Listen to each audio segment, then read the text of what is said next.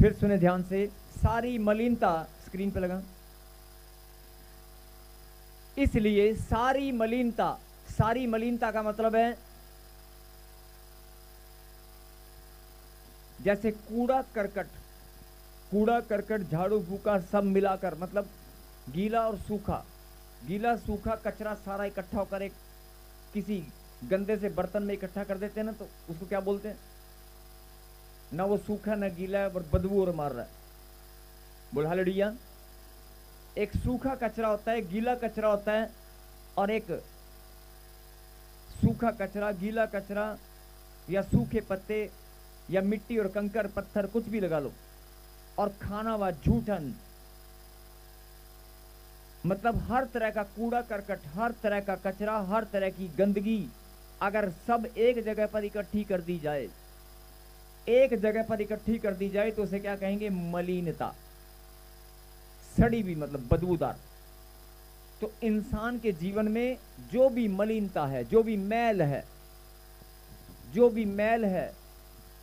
मन की मैल है, शरीर की मैल है, सोच के द्वारा, मन के द्वारा, सारी मैल की यहां पर बात हो रही है। समझ रहे हैं?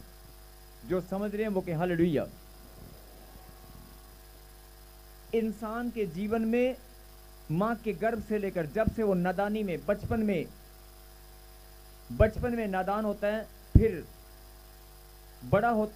बड़ा होने से लेकर और आज तक, जब से होश संभालता आया और जब तक जवानी में कदम रखने पर बुढ़ापे तक, सारी मलिनता, मेरे पीछे के सारी मलिनता में सब कुछ आ गया। आप समझिए, सारी मलिनता और बैर भाव की बढ़ती को दूर करके, बैर भाव मतलब कि बैर भाव, अब आप कहेंगे मैं ना ना ना ना, मैं तो प्रभु की बेटी हूं, मैं प्रभु का बेटा हूं, मैं तो किसी से बैर भाव सवाल ही पैदा नहीं होता, मैं तो रखता ही नहीं हूं। यहां पर जो बात हो रही है वो सारी मलिनता की बात हो रही है। आपके जीवन भर जो भी मलिनता आपके पास इकट्ठा हुई, उस सारी मलिनता को, उस सारे पाप को, सारी गंदगी को, सोच के द्वारा, विचारों के द्वारा, मन के द्वारा, जैसे मर्जी हो, सारी मलिनता, बोल हालेलुया। और सारी मलिनता के बाद दूसरी बात क्या लिखी है? और बैर भाव की बढ़ती। हम बोलते हैं कि बैर भाव ना हमारे अंदर तो नहीं है, लेकिन मैं एक छोटा सा उदाहरण दूंगा और उस एग्जाम्पल से, बहुत सारे एग्जाम्पल आपको समझ में अपने आप आ जाएंगे। आपका पड़ोसी कोई कार लेकर आया है और आपको मिठाई का डब्बा लेकर आया। मिठाई खाओ सर, मैंने नई गाड़ी खरीदा है। आप मिठाई खाएंगे या नहीं खाएंगे? बोलो। खाएंगे? बोलो। वो कहेंगे शाबाश शाबाश, गले से नीचे ही उतर रही है, शाबाश। और कहेंगे कोई बात नहीं बेटे, एक पिछले साल भी लाया था। आपके गले से नीचे उतरेगी कि नहीं उतरेगी? उतरेगी। अरे बताओ ना, आप ही का पड़ोसी है, और अगर वो भाई हो तो? चलिए दूसरा एग्जांपल। आपकी पड़ोसन एक बहन है बेचारी, फटाफट वो सज धज के तैयार होकर, फटाफट सेंटमेंट लगाकर आपके पास आई, कहती बहन मैं ना आज शादी में जा रही हूँ और रात को लेट हो जाऊंगी, ये चाबी अगर मेरे हस्बैंड या मेरे कोई रिश्तेदार आ गए या कुछ भी हुआ तो गेट, या मेरा बेटा कहीं बाहर गया, ये चाबी पकड़ गेट संभाल के ना। तो आपको अच्छा, नौकरानी मुझे बना रही है, चाबी देके मुझे जा रही है, चौकीदार मैं करूंगी तेरे घर का। ऊपर से हाँ हाँ बहन तू जा, चिंता ना कर, तू जा, चिंता ना कर, मैं हूं ना, घबराने की कोई बात नहीं है। और चाहे कल रात तक भी कोई ना आए तब चिंता मत करियो, लेकिन अंदर से क्या चलेगा? नौकरानी मुझे बना रही है, चौकीदार मुझे बना रही है। और खुद अच्छा साड़ी और दिखा के गई मुझे ये नबी, हैं मुझे साड़ी दिखा के जा रही है। ये ना घर घर की कहानी है। ऊपर से हम कैसे हैं और अंदर से कैसे हैं? साड़ी दिखा रही है, फिर साड़ी तो जरूर है, फिश फिश करनी जरूरी नहीं, सारी नाक बंद करके चली गई हैं। ये जो फिश फिश करके गई है मेरे आगे, नाक बंद कर लिया मेरा। मतलब छोटी छोटी बातों में जब आप सोचते हैं, विचारते हैं, आपकी विचारधाराएं, और अगर उसने गलती से सोने की चैन और पहन ली बस फिर तो बाकी नहीं रहेगी। नकली है कि असली है, पहले तो छानबीन करके ही मानूंगी। इसका घर वाला तो ना लेके दे सके सर, ना ना ना ना, इसका घर वाला तो ना ले, असली की नकली है। और मुझे दिखा के गई, आज तो मेरे हस्बैंड की खैर नहीं, आज मेरे, समझ मेरी बात। कहने का मतलब है छोटी छोटी बातों में, छोटी छोटी बातों में बैर भाव की बढ़ती। ये तो एक एग्जाम्पल मैंने एक दिया छोटा सा। ऐसे ही पढ़ाई के मामले में, नौकरी के मामले में, घूमने फिरने के मामले में, कहीं भी आने जाने के मामले में, और खास तौर पर पास्टर जी सेवा के मामले में ज्यादा फुदक रहा है, सेवा में बढ़ रहा है, ना ना मुझसे आगे नहीं जाएगा।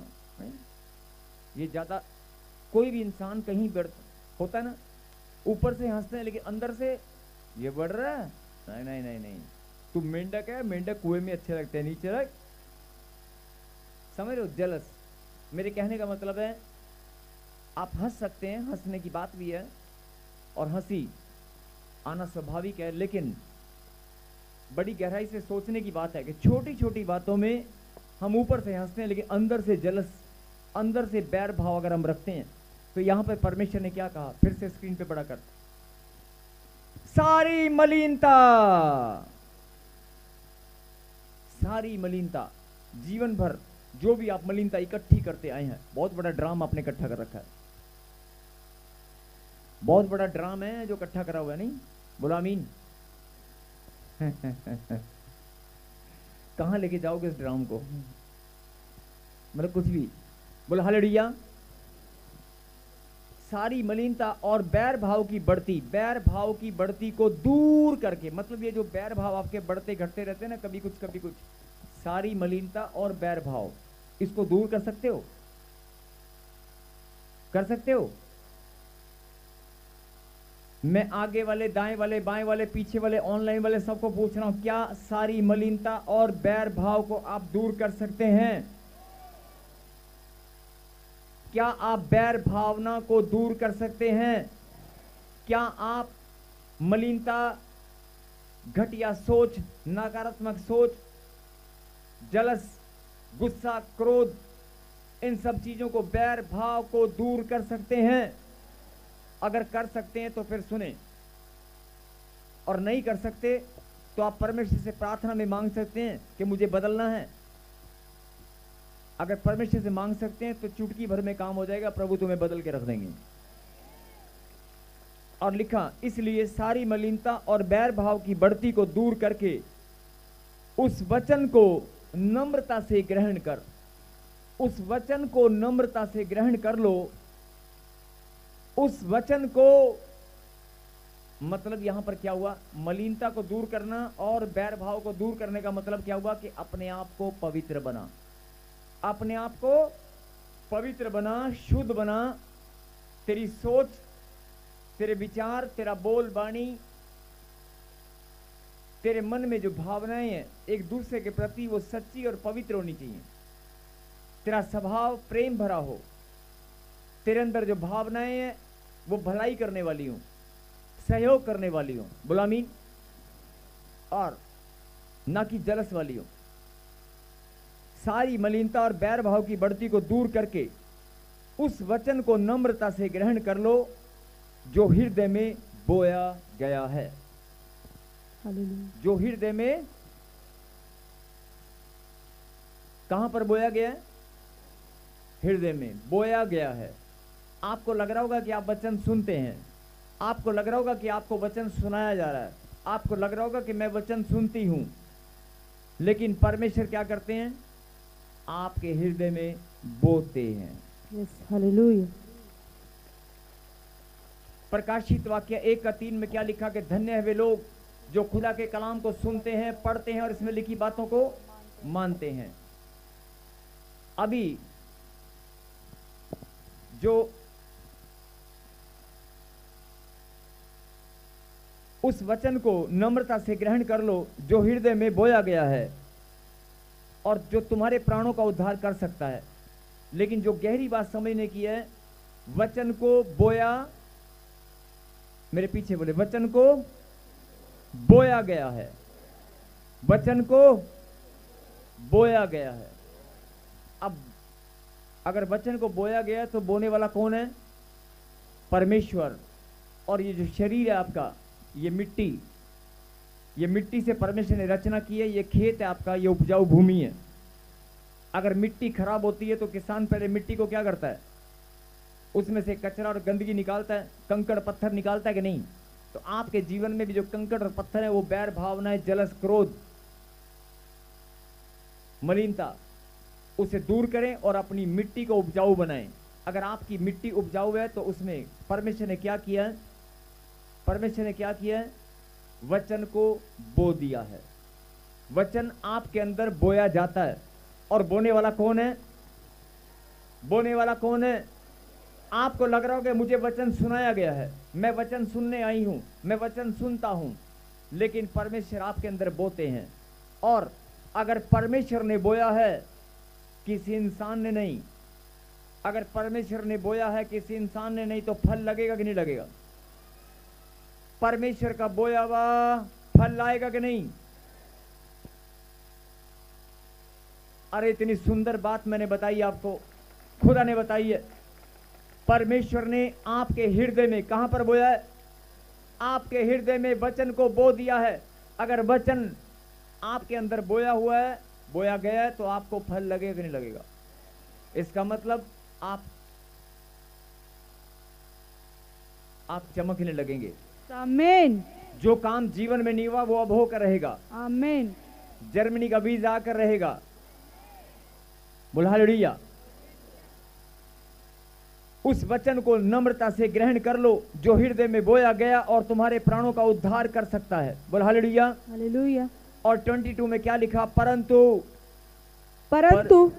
वचन पर चलने वाले बनो, और केवल सुनने वाले ही नहीं जो अपने आप को धोखा देते हैं।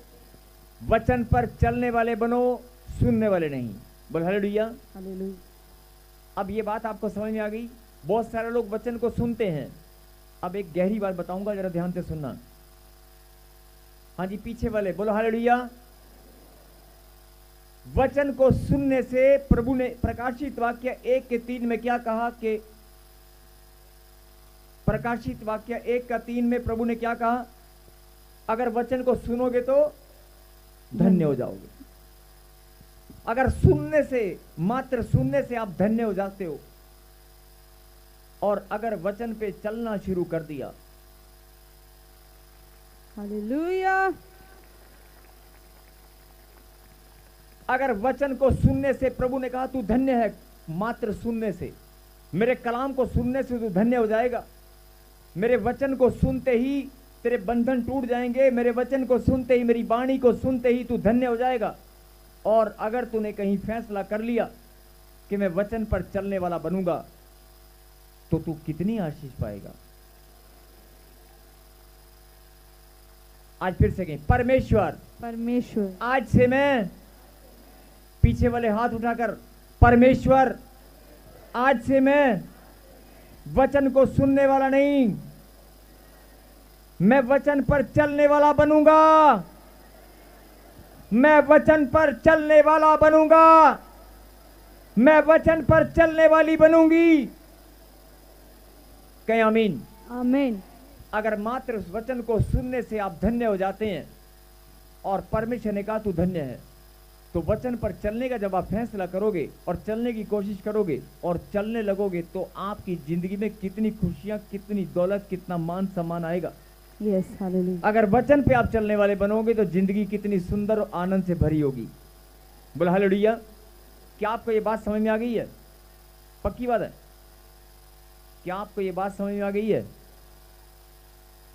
मैं फिर पूछ रहा हूं, क्या आपको ये बात समझ में आ चुकी है कि वचन को सुनने से हम धन्य हो जाते हैं? प्रभु ने कहा प्रकाशित वाक्य के 3 में। और अगर वचन को सुनना नहीं, उस पर चलने वाले बनेंगे, तो हम कितनी ज्यादा आशीष पाएंगे। और परमेश्वर ने साफ साफ वचन में लिखा कि मैंने अपने कलाम को तेरे अंदर बोया है, मैंने अपने वचन को तेरे हृदय में बो दिया है, और अगर मैंने बोया है तो फल तो आएगा। आमीन। अगर मैंने बोया है तो फल आएगा, लेकिन जब तक तुझे बात पता नहीं चलेगी तब तक तू रोता ही रहेगा। जो रोते हैं, जो चिंता में पड़े रहते हैं, प्रभु में आने के बाद भी जो लोग पता नहीं मेरा नंबर कब आएगा, मेरा काम कब बनेगा, मेरी मम्मी कब चंगी होगी, डॉक्टर की रिपोर्ट आ गई, ये हो गया वो हो गया, अगर तुम रो रहा है तो रोता ही रहेगा, क्योंकि तुझे खुदा की बात समझ में नहीं आई है। और जब तक तुम रोते रहोगे शैतान तुम्हारे पर हावी बना रहेगा, और वो जानता है तेरी कमजोरी को, वो जानता है कि ये रोने वाली है और तुझे और ज्यादा रुलाएगा। यही बात परमेश्वर तुम्हें समझाना चाहते हैं, रोना बंद कर।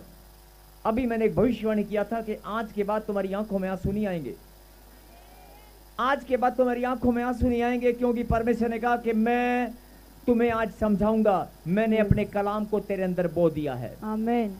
और अगर मैंने अपने वचन को तेरे अंदर बोया है और तू सुनने वाला नहीं चलने वाला बनेगा, तो आशीष तेरी, फल तेरा तुझे लगेगा। आमीन। कोई दुनिया की ताकत आपके फल को नहीं, आपके ऊपर फल लगेंगे। प्रभु ने लाखों की भीड़ में से आपको चुना है।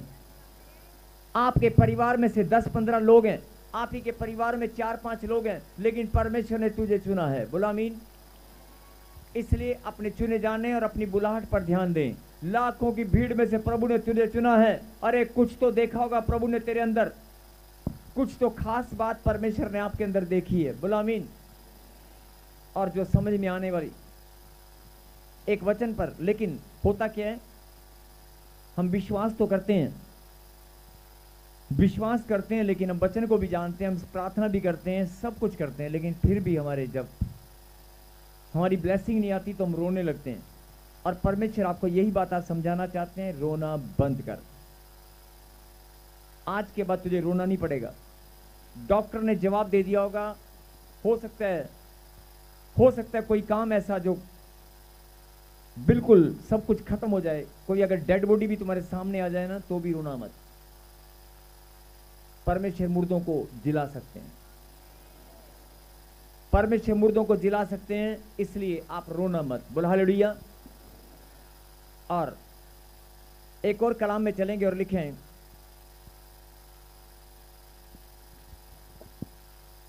कितनों को मालूम है कि वचन मेरे अंदर, मेरे हृदय में बोया गया है, वचन मेरे हृदय में बोया गया है। घबराओ मत, हाथ हिलाओ, हाथ। ये कंधे का दर्द, सर्वाइकल, कोहनी में ज्वाइंट्स पेन कभी नहीं होगा। जोरदार ताली बजाकर धन्यवाद दें।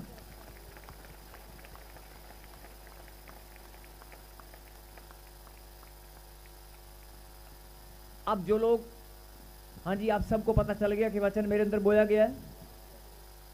मैं अब रोने वालों को निकालूंगा, देखना रोने वाले कैसे निकल कर आएंगे, देखना भी।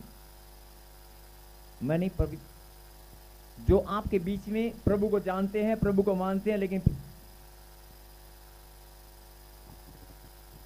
एक दूसरे को हाथ लगाओ और बोलो जागते रहो।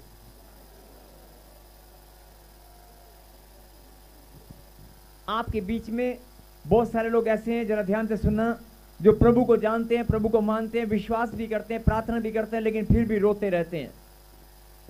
अगर आपको ये बात पता चल गई आज कि परमेश्वर ने मेरे हृदय में वचन को बोया है और वो फल लेकर आएगा, परमेश्वर का बोया हुआ तो व्यर्थ नहीं होगा, मसीह में किया गया परिश्रम वैसे भी व्यर्थ नहीं है, और परमेश्वर ने अगर बो दिया है तो फल लगेगा। आप इस बात पर ईमान रखते हैं? फल लगेगा, आपके जीवन में फल लगेगा। तो फिर रोना क्यों? जब आपको ये बात मालूम है कि मेरे पास फल लगेगा, तो फिर रोना क्यों है? अब जो मैं बोलने वाला हूं जरा ध्यान से सुनना। अभी तक हमने समझा कि परमेश्वर ने अपने कलाम को हमारे अंदर बोया है, और परमेश्वर की इच्छा है कि हम वचन पर चलने वाले बने, वचन पर। और हम ये भी जानते हैं कि अगर मात्र सुनने से हम धन्य हो जाते हैं, तो चलने पर अगर चलने लगेंगे तो कितनी आशीष पाएंगे। यहां तक समझ में आ गया? अब जो परमेश्वर आपको आगे समझाना चाहते हैं वो भी सुने, लेकिन आगे चलने से पहले जिन बहनों को 15 साल, 10 साल, 20 साल, 3-3, 4-4 साल से संतान नहीं है, जिनके पास मकान नहीं है, जिनके पास कर्जा ही कर्जा ढेर लगा हुआ है, जिनको कर्जे से छुटकारा नहीं मिल पा रहा है, जो बार बार लोगों के ताने मारने से, उंगलियां उठाने से जो लोग रोने लगते हैं, जिनको डॉक्टर ने बोल दिया तेरी ट्यूब बंद है, जिनको डॉक्टर ने बोल दिया तेरे बच्चेदानी को निकालना पड़ेगा, जिनको डॉक्टर ने बोल दिया कि तेरे ब्रेस्ट का ऑपरेशन होगा, ब्रेस्ट काट कर फेंक दी जाएगी या शरीर का कोई भी हिस्सा काट कर फेंक दिया जाएगा, अगर डॉक्टर की रिपोर्ट में ऐसा आ गया तो आप रोने वाले बनेंगे कि नहीं बनेंगे? बोलो आमीन। ये रोने वाले बनेंगे। जिनको नींद आ रही है वो जोरदार ताली बजाएं, जोरदार।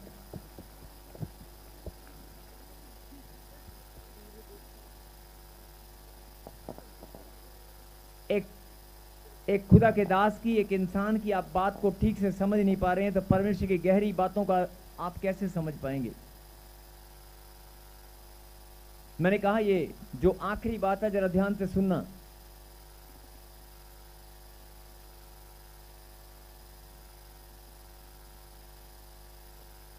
अभी तक आपको ये मालूम है कि परमेश्वर ने हमारे हृदय में वचन को बोया है और वो चाहता है कि हम वचन पर चलने वाले बने।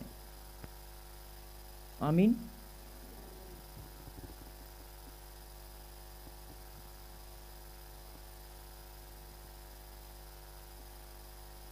अब कितने लोग इस बात को जानते हैं? मैं बात कर रहा हूं लोगों से जो लोग प्रभु में हैं, 4 साल से, 5 साल से, 10 साल से, 15 साल से, और प्रभु में आने के बाद भी, परमेश्वर के कलाम को जानने के बाद भी, प्रभु की सामर्थ को भी जानते हैं, चमत्कार अपनी आंखों से देखते हैं, चमत्कार अपनी आंखों से देखते हैं, और उनके जीवन में बहुत सारी गवाहियां बन भी चुकी हैं और घर में खुशियों का माहौल भी है, पैसे और धन दौलत में भी आप बढ़ चुके हैं, लेकिन फिर भी आप कहीं ना कहीं कमजोर हैं, मायूस हैं और निराशा में हैं। कोई काम या कोई ब्लेसिंग आपकी खुली नहीं है तो आप रोने वाली सिचुएशन में आप घूम रहे हैं।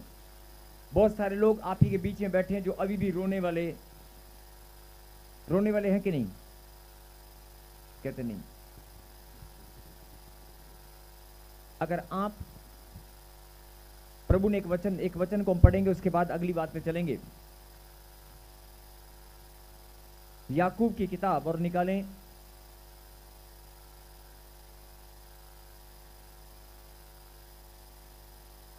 दो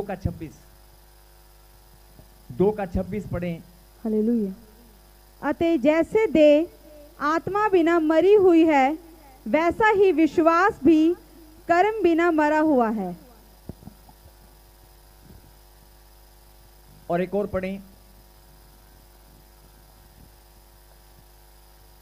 2 का 20।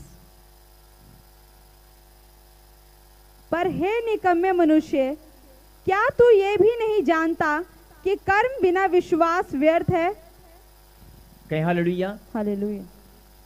विश्वास आपने कर लिया लेकिन कर्म नहीं करेंगे तो सब कुछ व्यर्थ है।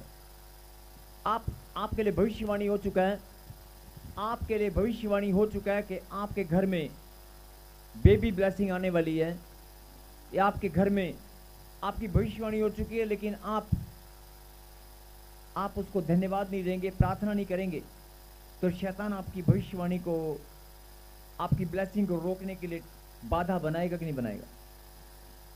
मतलब कि अगर आपके लिए भविष्यवाणी हुआ है, कोई भी भविष्यवाणी अगर आपके लिए हो चुका है, तो परमेश्वर चाहते हैं कि आप प्रार्थना में और धन्यवादी बने। धन्यवाद देने की बजाय आप भविष्यवाणी आपने सुन लिया, विश्वास आपने कर लिया, लेकिन विश्वास के साथ आपने प्रार्थना करना, उस भविष्यवाणी के लिए प्रार्थना करना भूल गए। आप डेली रूटीन की प्रार्थना करते हैं लेकिन भविष्यवाणी के लिए प्रार्थना करना भूल गए कि परमेश्वर मैं धन्यवाद करता हूं कि मेरे लिए भविष्यवाणी जो हो चुकी है वो पूरी होकर रहेगी। आप लगातार घोषणा करना भूल गए तो शैतान आपकी ब्लेसिंग को चुराएगा। हो सकता है समय लंबा हो जाए, और जब समय लंबा होता है तो इंसान टूट कर रोने लगता है कि मेरे लिए तो भविष्यवाणी हुआ था, प्रॉफिट जी ने भविष्यवाणी किया था कि 4 महीने में, 3 महीने में, लेकिन कुछ हुआ नहीं, और फिर आप रोने लगते हैं। लेकिन आप कर्म करना भूल जाते हैं, और ये इंसान का स्वभाव है। जरा गहरी बात है, जरा गौर फरमाएं, ध्यान से सुने। ये इंसान का स्वभाव है, जब भविष्यवाणी होती है तो बड़े आनंद के साथ रिसीव करता है और धन्यवाद करता है, लेकिन 1 दिन 2 दिन के बाद वो भूल जाता है। फिर वो रूटीन की जो प्रार्थना, रूटीन का जो चलता है वो चलता है, लेकिन जो भविष्यवाणी के लिए धन्यवाद की प्रार्थना या घोषणा उसको करनी थी, यस आई एम ब्लेस्ड, मेरे लिए भविष्यवाणी हो चुका है। शैतान 15 साल से मैं आज तक हारा हुआ था, लेकिन अब भविष्यवाणी हो चुकी है, मैं जीत चुका हूं। आपको कर्म करके दिखाना है, आपको विश्वास के साथ घोषणा करनी है, प्रार्थना करनी है, शैतान को हरा देना है प्रार्थना के अंदर।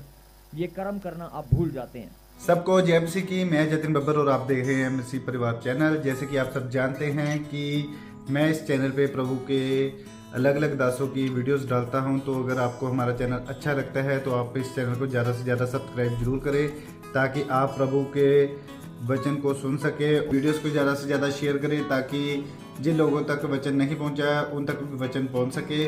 सबको जय मसीह की। एक बार मैं आपसे दोबारा कहूँगा कि इस चैनल को सब्सक्राइब जरूर करें और वीडियोस को ज़्यादा से ज़्यादा शेयर करें। जय मसीह की।